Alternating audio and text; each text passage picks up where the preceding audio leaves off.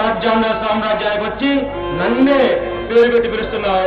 కార్తీక్, నీలాంటి కోచల పిల్లలు దుమ్ములేస్తాడు. మరోసారి ఆ గుర్రెడ్డి గారిని మా కాలేజ్ స్టూడెంట్స్ మీద పంపితే వాడిని నిన్ను అడ్డంగా నరికేసి మా కాలేజీ గడికి వేలాడదీస్తామని చెప్పడానికి. గుర్రెడ్డే కాదురా, అవసరమైతే నేనొస్తా.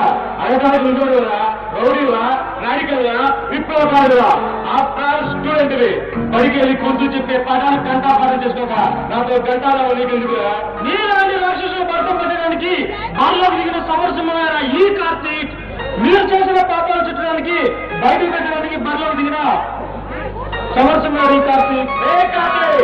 నీలాగా దిగిన అందరినీ హతమార్చి వాళ్ళ రక్తాన్ని విస్కీలో కలుపుకొని తాగి రక్షిస్తారా? ఆఫ్టర్ నువ్వంట నీలాంటి పిల్ల కొట్టాలి. నా సర్వీస్ లో చాలా మందిని చూశారు, చాలా మందిని చూసావు. కానీ ఈ కార్తీక్ చూడలేదుగా. ఎంత మొదలు వచ్చినా, రౌడీ వచ్చినా, గూడా వచ్చినా వచ్చేట సెలవు చేసుకోవడమే ఈ కార్తీక్ స్పెషాలిటీ. కార్తీక్, నాతో వీలు పెంచుకోకు, నీకు మంచిది కాదు. నాతో చేతులు కలుపు, నిన్ను స్టూడెంట్ లీడర్ చేస్తా. త్వరలో రాజకీయాలు వద్దు. ఎక్కువ మంది నా దేశాన్ని నీలాంటి దేశంతో చీల్చడానికి ప్రయత్నం చేస్తున్నారు. నీ యొక్క కట్టిస్తా. అవసరమైతే ప్రయోజనం చేస్తే కానీ నీకు తలవంచే ప్రసక్తే లేదు. దేశం దేశం అంటూ కొత్త మాటలు ఎత్తిపెట్టరా. భారతం బోధిస్తుంటే వినేవాళ్ళు ఎవరు ఇక్కడ? నీతో చేతులు నన్ను లేడం చేసినా నా స్టూడెంట్స్ కి నేను మోసం చేయలేను. నిన్ను నీ సంఘటన తిరోధంగా చేయడానికి జయసింహ అనే ఆయుధం బయలుదేరింది. ఇదే నా ఛాలెంజ్. నీ ఛాలెంజ్ లో ఏం చేయవురా? నా స్థానం దాటే లోపే నా మనుషుల్ని ఏం చేస్తారు?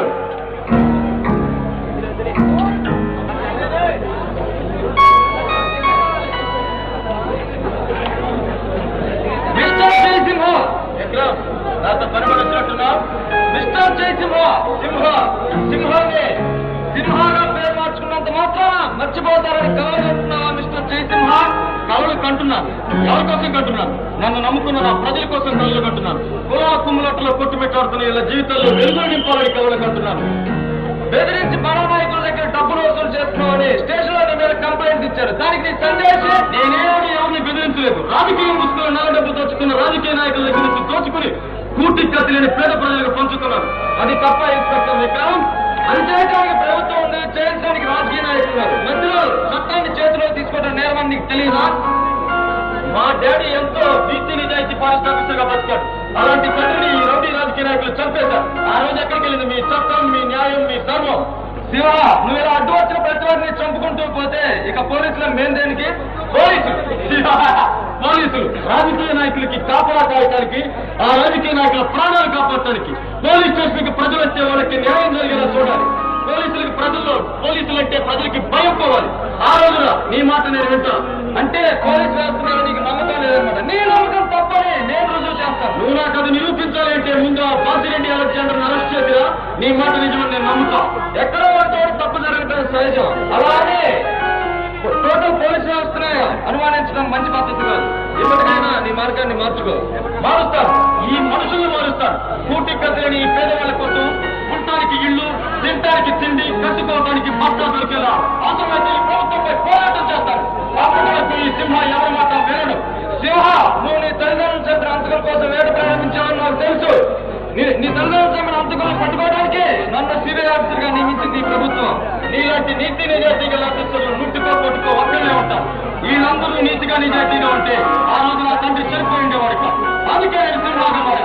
నిద్రపోతున్న ఈ సింహాన్ని పూలు పట్టుకుని లేస్తే ఎలా ఉంటుందో మీకు చేసేలా చేస్తాను. సింహ, నువ్వు వాళ్ళని చంపి అంతకులుగా మారొద్దని నా అభిప్రాయం. వాళ్ళని శిక్షించడానికి పోలీస్ స్టేషన్ ఉన్నాయి, కోర్టులు ఉన్నాయి, న్యాయస్థానాలు ఉన్నాయి. నువ్వు వాళ్ళని చంపి నేరస్తులుగా మారొద్దు.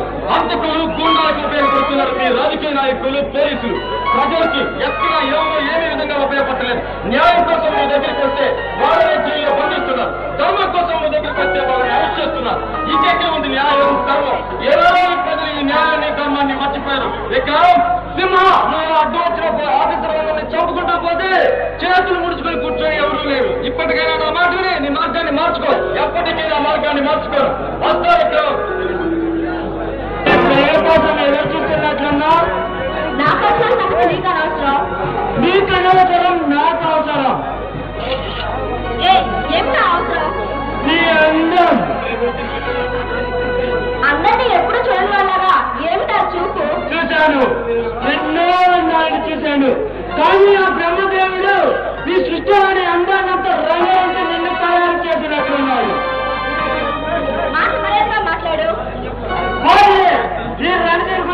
పూర్తిగా తెలియగా మాట్లాడుతున్నావు.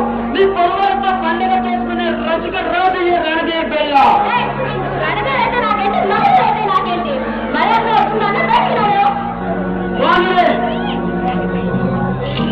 కోటికో వాడికంతా చేసా చేసే నా మనసు ఈ పూట నిన్ను కోరుకుంది.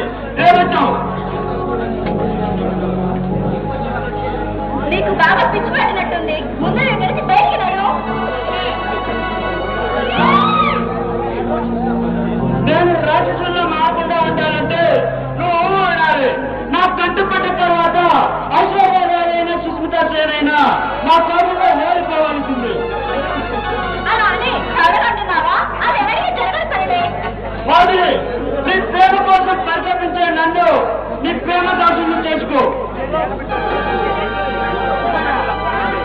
ఇష్టమే రాజంలో ఇంత కష్టంగా మాట్లాడడానికి నీకు సిగ్గుగా లేదు? అదే అదే ఇష్టం నా మీద చూపించమంటున్నా.